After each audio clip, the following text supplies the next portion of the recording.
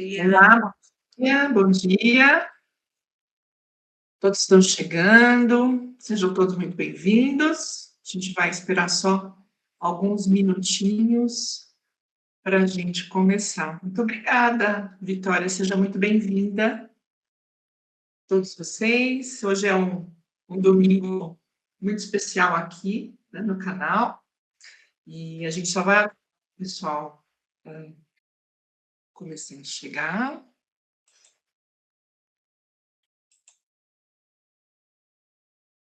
Olá, bom dia a todos, bom dia. Olá, bom dia. Seja muito bem-vinda. Que delícia de encontro mesmo, muito, muito bacana. A gente só vai esperar mais 4 minutinhos para que algumas pessoas que ainda estão aguardando, né, a gente possa, todo mundo possa entrar. Eu vou só dar uma olhadinha aqui.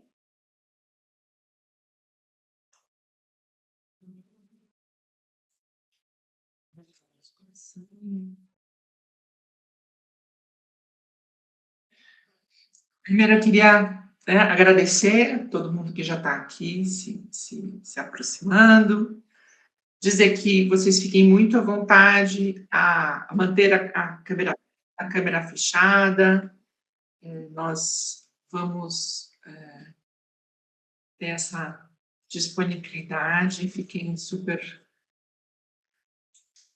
Deixa eu ver o que eu estou. Eu estou aqui.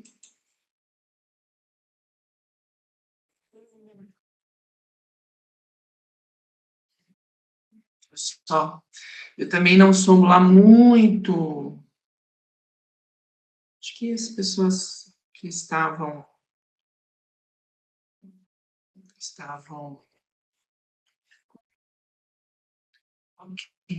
É igual uma campainha, gente, uma graça isso.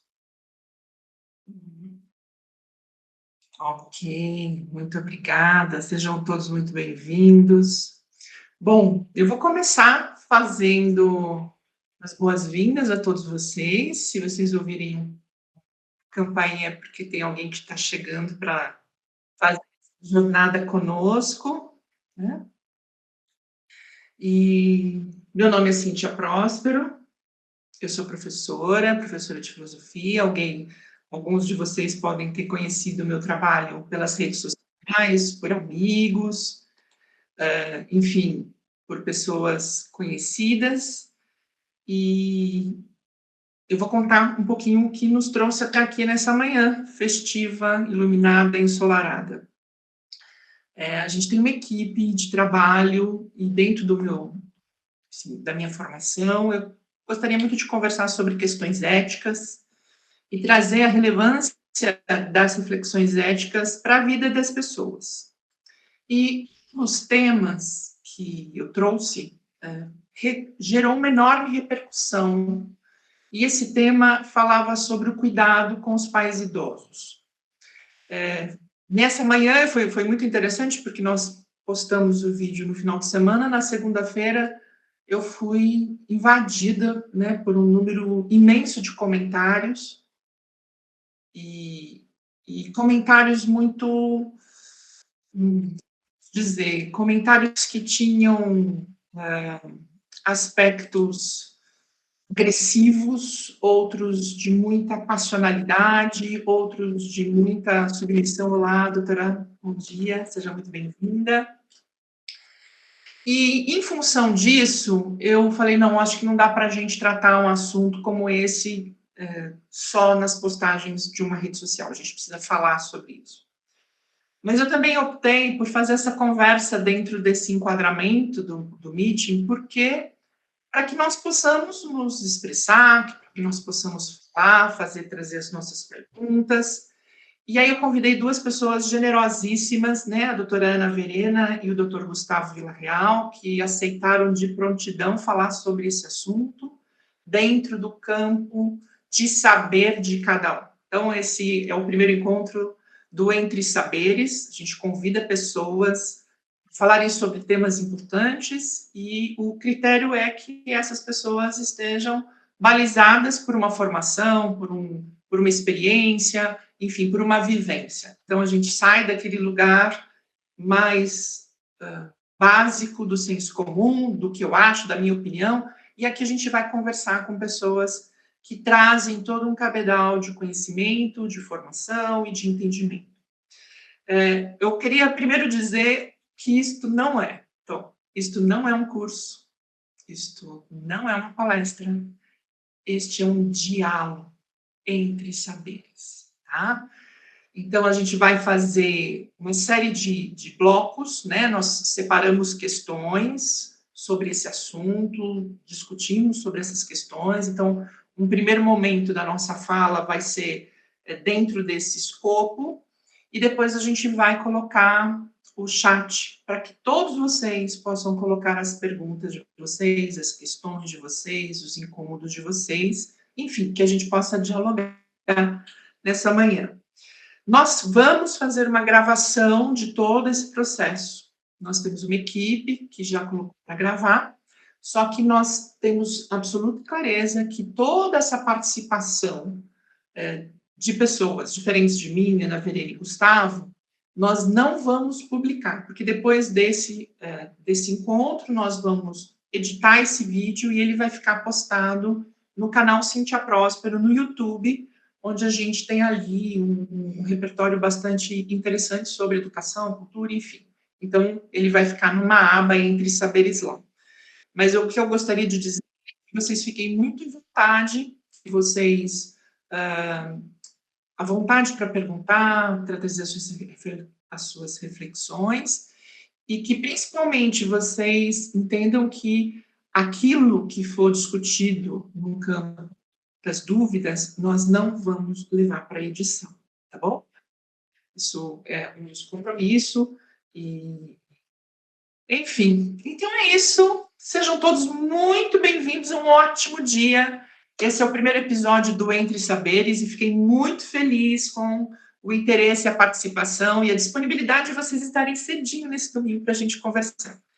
Quero que a Ana Verena e o Gustavo deem as boas-vindas para vocês e aí a gente começa o nosso bate-papo, ok? Ok. Posso começar? Bom dia, muito obrigada pelo comparecimento. É uma novidade para mim fazer essa conversa, sim, muito embora eu tenha bastante prática aí com esse tipo de reunião.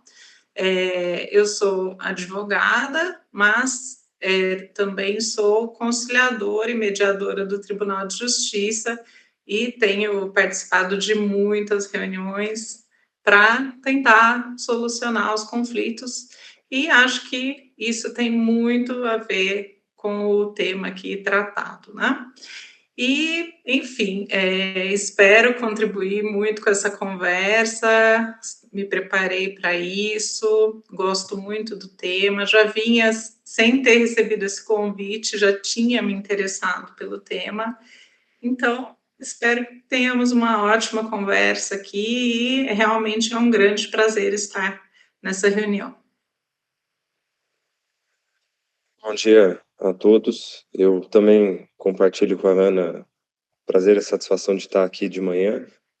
Faço uma breve retomada histórica da minha vida, né? Hoje eu sou psiquiatra, psicogeriatra, mas aos 15 anos de idade tive aula com uma professora que tratava as palavras e as reflexões com muito esmero, muito cuidado, professora Cíntia. Então é uma honra estar aqui junto dela hoje.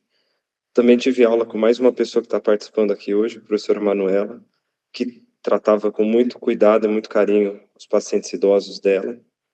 E trabalhei com Tawane, também outra pessoa que está aqui com a gente hoje. Tem pós-graduação também em gerontologia. Então, eu fico feliz, né, dos nossos caminhos estarem hoje aqui coadunados, para a gente poder falar sobre um tema que, ao mesmo tempo que é necessário, muitas vezes é um pouco escanteado. Bom, acho que fico muito feliz, já fico toda emocionada, fiquei já ciente que eu sou uma pessoa, como disse minha mãe, dos canais abertos, então às vezes eu me emociono e esse é um tema para mim muito sensível, né? Acho que para todos nós. De alguma maneira, todos nós somos filhos de alguém, todos nós temos uma experiência familiar com os avós, com os pais, e nós temos histórias, né? Então, acho que a primeira coisa que a gente precisa entender é que a gente vai tentar trazer uma reflexão sobre as pessoas reais e não sobre uma idealização de quem é essa pessoa idosa, né? Que momento é esse? Então, é um assunto que é atravessado pelas questões culturais, as questões econômicas, as questões sociais, as questões raciais.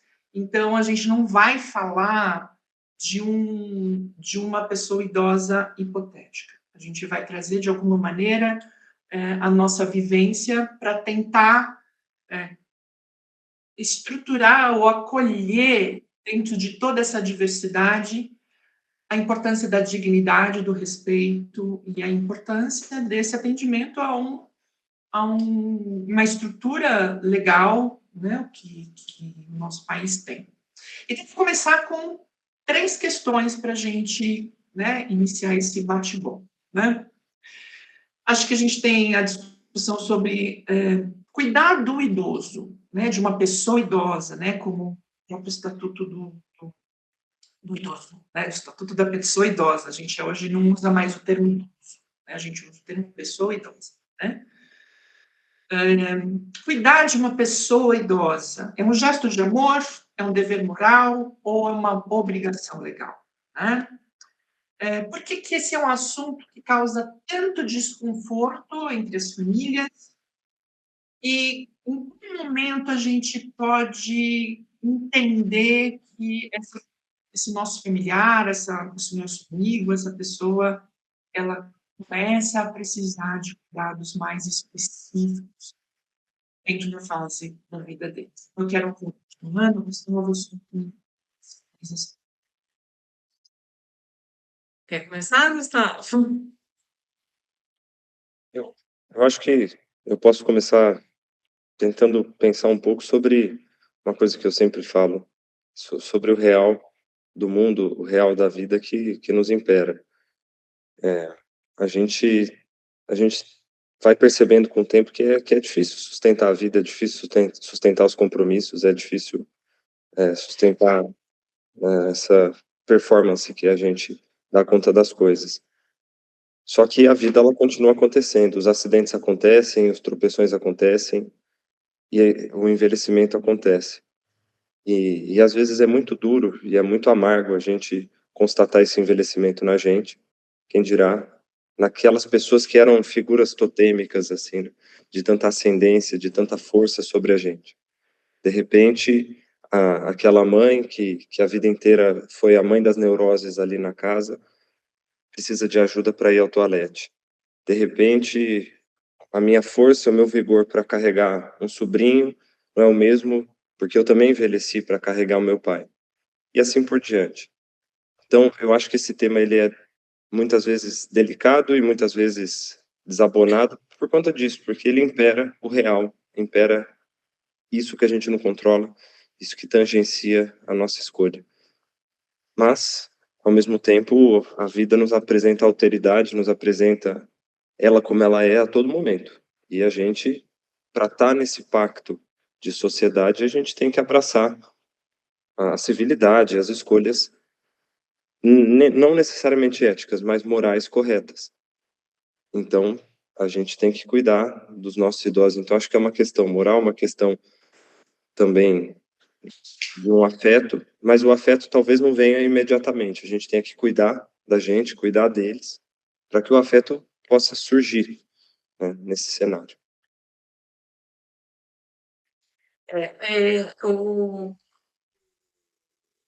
A questão dos nossos idosos aqui, já fixei nessa fala, né? E os nossos aí, a gente vê que hoje em dia não é só aquilo que está restrito à família, né? Hoje, além de um dever moral, um gesto de amor, nós temos uma forte obrigação legal, aí, com uma previsão muito extensa no Estatuto do Idoso, né?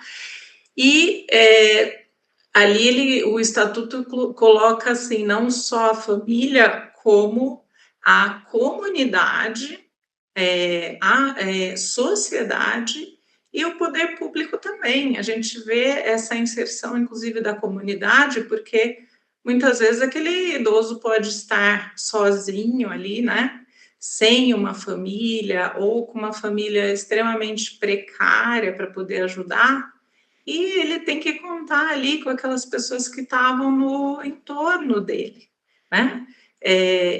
Isso virou uma obrigação legal. Ninguém pode mais ignorar o idoso pela lei. É lógico que a gente sabe que ali para aplicação disso na prática, né, tem um longo caminho. Mas, enfim, então nós estamos ali ligados aos nossos idosos que não são só da família. Então, nós temos que pensar, pensar assim, o cuidado do não só médico, de uma assistência mais forte ali, mas o cuidado de ter a atenção, de ter o respeito, né? Evitar uma violência, enfim, proteger de alguma forma o idoso ali que está principalmente próximo da gente. E, bem especificamente quanto à questão, eu acho que é um gesto de amor, em primeiro lugar, mas esse gesto tem que ser muito espontâneo, né? Não aquela coisa para você falar, estou cuidando, estou fazendo aquele gesto de amor. Porque a pessoa tem que ter aquela condição de cuidar, né? Não assimilar isso como uma obrigação. E, enfim, tudo isso, né? Dever moral, gesto de amor, obrigação legal, e temos que nos educar para atender todas essas formas aí de cuidado. Acho que é importante a gente trazer, acho que esse tópico, ele aparece em função das respostas que a gente obteve, né? Assim, quando a gente fala de moral e ética, e aí eu entro no campo conceitual, quando a gente fala de moral, a gente está falando de um código que é estabelecido numa sociedade e que tem um tempo e tem um espaço. Então, é um parâmetro de regulação das nossas ações. Então, é a partir do código moral que a gente constrói leis, por exemplo. Então, a lei é a última fronteira para guiar a nossa ação em sociedade. A ética, ela vai num caminho inverso. Enquanto a moral é aquilo que a sociedade exige que façamos, a ética é aquilo que a gente faz a partir da nossa vontade e a partir da nossa liberdade, seguindo ou não esses valores morais. Então, por que eu estou dizendo esse aspecto? Porque existe, uma pessoa fez um comentário dizendo assim, será que a gente tem que ser, isso não é tão óbvio, né? Cuidar dos idosos, das pessoas idosas, não é tão óbvio para todo mundo? Quando a gente fala sobre essa obviedade, a gente está falando sobre o campo da ética, né?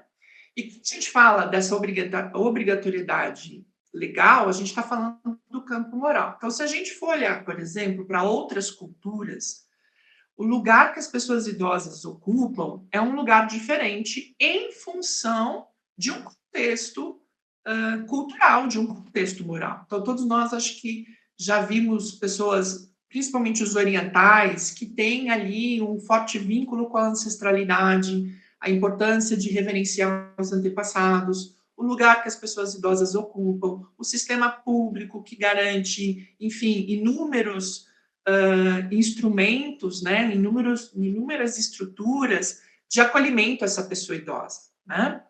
E quando a gente fala do Brasil, e aí acho que é importante a gente circunscrever, a gente está falando de um país que durante décadas foi tido como o país da juventude, né? O país dos jovens, né? Um país ainda jovem.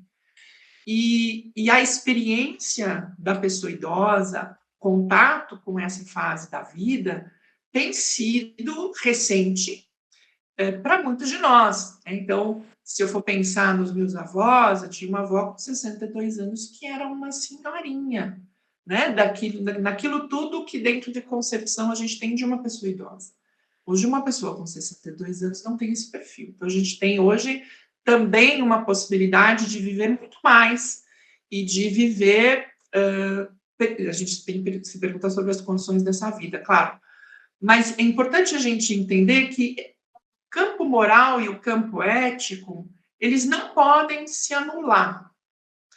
Então, em última medida, se eu, dentro das minhas convicções e da minha personalidade, entendo que eu não tenho estrutura para cuidar, a lei diz que eu tenho que ter.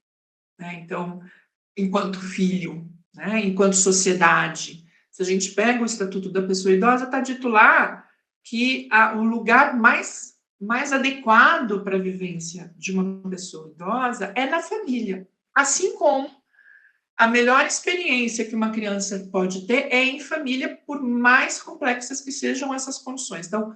Então outro aspecto que gerou um enorme debate lá, né, é a gente tratar a entrada, a infância e a velhice de formas iguais. Eu não entendo que sejam formas iguais, mas eu tenho o entendimento de que são dois momentos de muita vulnerabilidade do ser humano. E nós, como sociedade, precisamos entender isso, né? Porque são os nossos pares, estamos dentro dessa referência. A gente vai para uma segunda rodada. Quem chegou agora, seja muito bem-vindo. A gente está fazendo alguns blocos de questões e depois a gente vai abrir para as perguntas e a participação de todos vocês. Acho que quando a gente fala de responsabilidade e cuidar, a gente tende a pensar nesse campo dos afetos, do gostar, de cuidar, de amar. E aí a nossa pergunta é: a responsabilidade, ela é só emocional? Ou ela também é uma responsabilidade prática e financeira? Né? Então, cuidar dos pais pode ser viabilizar financeiramente uma estrutura, não necessariamente estar envolvido emocionalmente, né? Aqui tem um ponto que esse é um assunto espinhoso, né? Que é a ideia dos irmãos, né? Porque quando a gente fala de filhos únicos, a gente está falando de um contexto, mas nós que somos de uma geração, nós somos uma geração que viveu a experiência de irmãos. Então, como que fica essa questão do filho que assume tudo sozinho e os outros irmãos só opinam? Né? Os filhos que, de alguma maneira, se excluem e se isentam. Depois eu vou trazer um caso real sobre isso. E como que a gente lida com o cuidado com a pessoa idosa, sendo que muitas vezes nós não estamos emocionalmente estruturados para isso. Né? Então, às vezes a gente fala, eu tenho que cuidar, mas eu não tenho condições psíquicas. Então, como é que a gente lida? Como é que a gente equaliza essas questões que envolvem as questões práticas, as questões que são financeiras, as questões emocionais e a relação com os irmãos e também a relação da gente psiquicamente com essa questão? Quem me bola? Vamos manter uma ordem ou a gente fala aqui quem é? Podemos. A gente pode ter uma ordem, pode começar. E aí eu. Tá, joia. Bom, vamos lá, então. A questão aí, né, não é muito comum, né, o conflito aí nessa questão de tratamento do idoso da família, né, e eu acho que o que acontece aqui, só um minutinho aqui. Peraí que a Cíntia só me passa de novo aqui, deu um pouquinho de muitas questões aí juntas. A gente preparou uma lista. Deixa eu te contar a situação, problema, e que tem muito a ver com a Ana, né? Eu tenho uma pessoa conhecida que tem um pai idoso, a mãe já é falecida, um pai bastante idoso, e é uma mulher, e ela tem 2 irmãos, né? Por que eu estou falando sobre mulheres e homens? Porque isso também é atravessado no cuidado da pessoa idosa, né? A gente também tem uma expectativa social de que as mulheres ocupem esse lugar do cuidado e os homens, de alguma maneira, não sejam tão implicados nisso. Enfim. E aí, o que acontece? Ela cuidando desse pai, esse pai já bastante idoso, com muitas limitações, e ela esperando, né, a consciência dos irmãos para que eles também se apresentassem e dividissem essa tarefa que é bastante complexa no cuidado com os pais. E isso foi sendo postergado. Esses irmãos nem ligavam para saber do pai, não queriam saber muito sobre isso, até que ela chegou numa situação limite, ela procurou uma advogada, e aí levou para uma questão extrajudicial. Né? Então, Ana, como é que é essa questão? Assim, a gente pode encaminhar, e aí, no caso dela, eles, em comum acordo, entre aspas, né, sobre certa pressão, eles definiram, por exemplo, uma agenda anual de finais de semana, quando pega, quando fica, quem fica, datas estabelecidas para que esta tarefa possa ser compartilhada efetivamente. Então, enquanto ela esperou uma consciência que não veio, ela foi usar desse repertório legal. Como é que funciona isso, Ana? Eu acho que assim, essa questão, né, de um estar cuidando ali, assumir esse cuidado e os outros meio que ignorarem, acaba sendo uma injustiça, né? Mas muitas vezes não tem realmente como contornar, né? Gera um conflito. Esse cuidado com a pessoa idosa da família, o ideal é que os irmãos, os parentes próximos, porque a gente precisa deixar bem claro que não é mais só filho, né? Outros parentes também podem vir a ser chamados, até porque às vezes só tem outros parentes, né? Então, o ideal é que todos estejam alinhados ali e também cientes que todos não vão poder contribuir da mesma forma. Então, para fazer esse acordo, é necessário que fique claro que um pode contribuir financeiramente, um pouco mais, outro um pouco menos, o outro pode contribuir com a presença, o outro com tarefas, uma ajuda na casa, ou ajudar a levar num profissional de saúde, né? E isso depende muito de como são essas pessoas, como elas se relacionam ali dentro da família. Caso contrário, vai ser necessário um apoio ali do judicial, né? Do judiciário. Recentemente eu me deparei com casos de pessoas buscando auxílio do judiciário para compartilhar despesas. E estou pagando, estou levando, quero que meu irmão ali também contribua. Logicamente, nem sempre o que é levado ao judiciário é o que está acontecendo mesmo, né?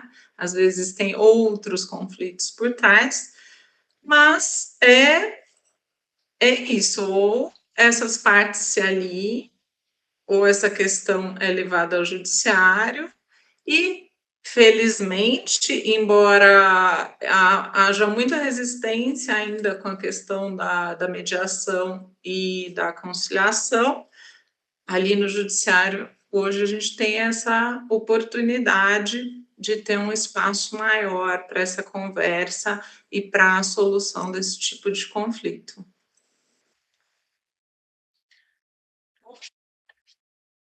Eu ratifico uma coisa que a Ana falou, né? São nossos idosos. Me lembra aquela frase que precisa de uma aldeia para criar uma criança.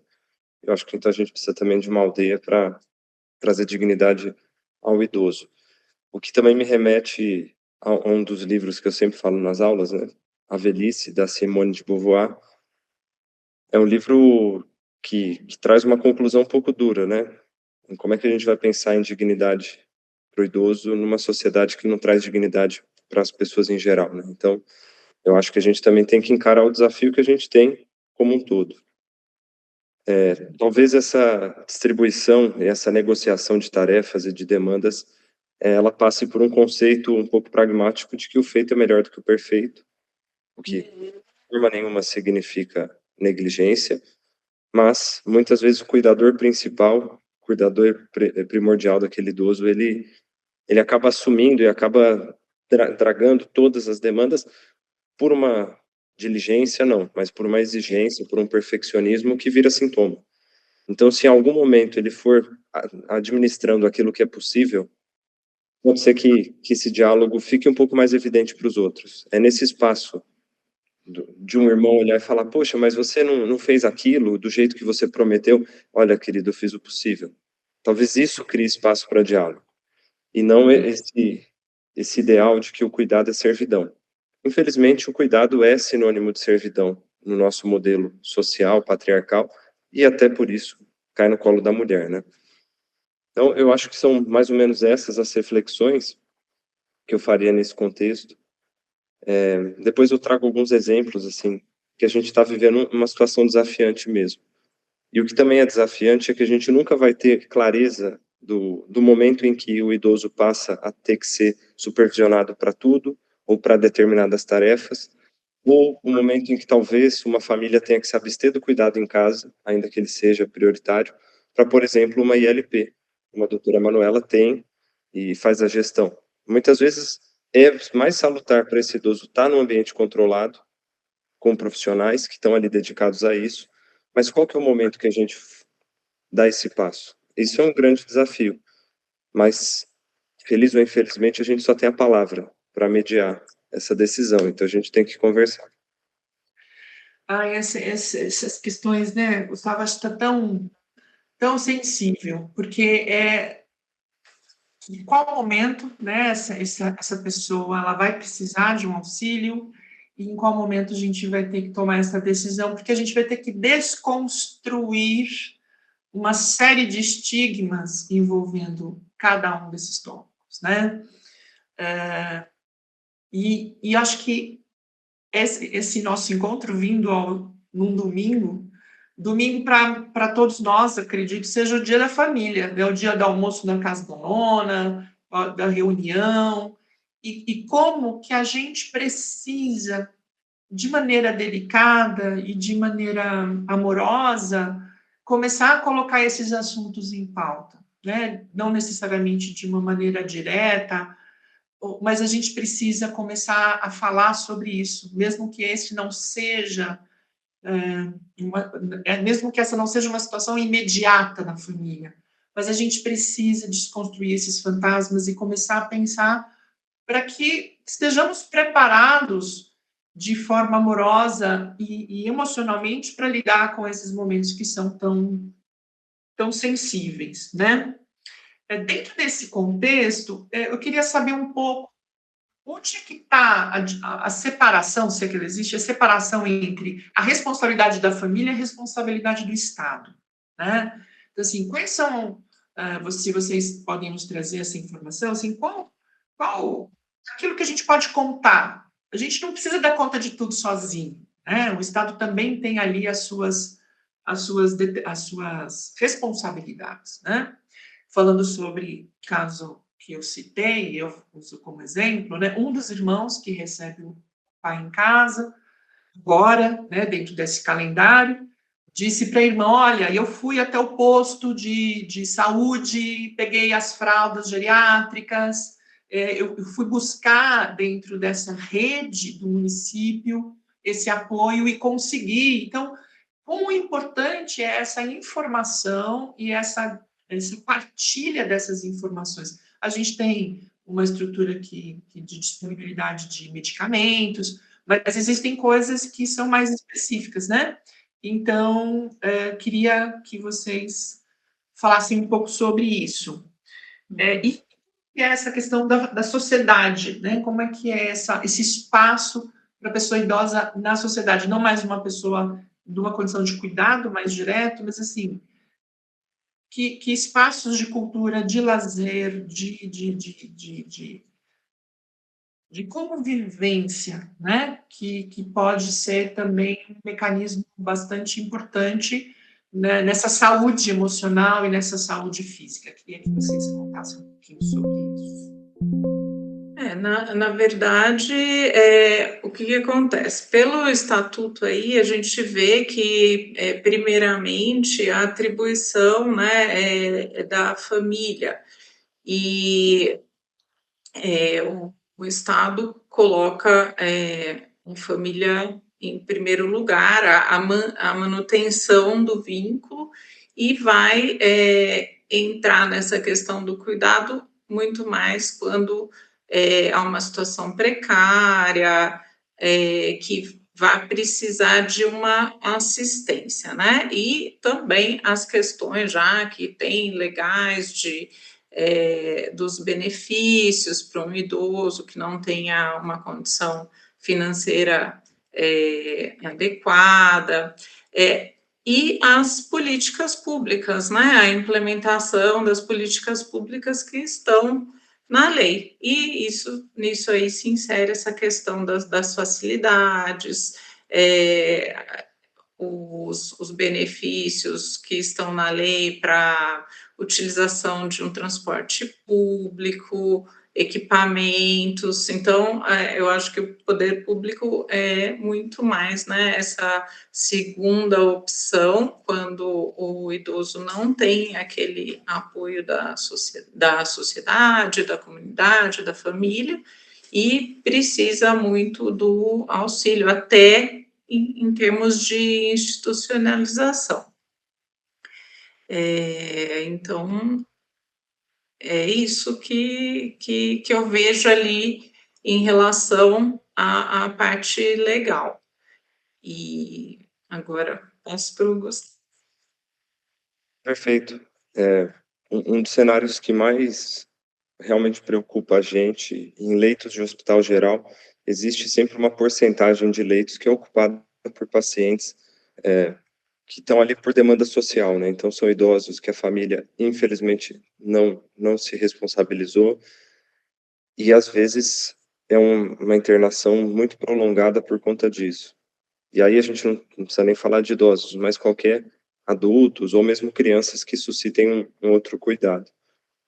Do ponto de vista de convivência, eu acho que vale a mesma reflexão da Simone sobre os adultos, né? Quais espaços de convivência, de lazer, de interação e de promoção de saúde a gente tem? Eu fiz o 4º ano da residência em psicogeriatria, e um dos preceptores mais, assim, né, veementes que eu tinha, e ele era muito difícil de lidar, mas no último dia, na última semana de residência, ele me falou uma coisa que foi estarrecedora e eu acho que muito importante. Se investe hoje milhões e milhões em terapias que vão evitar a formação de placas amiloides, que são a causa da doença de Alzheimer. Isso é bom, é uma perspectiva interessante. Mas ele, com o dedo em riste, ele falou assim para mim: que planeta que a gente vive, que a gente gasta milhões para evitar uma doença e a gente não tem academia pública para a população? Porque a demência vascular, ela também é extremamente importante, ela é quase tão importante quanto a demência do Alzheimer. Se pensar que ela é evitável, ela é mais importante do ponto de vista de ação, de política pública e de espaços para os nossos idosos, né?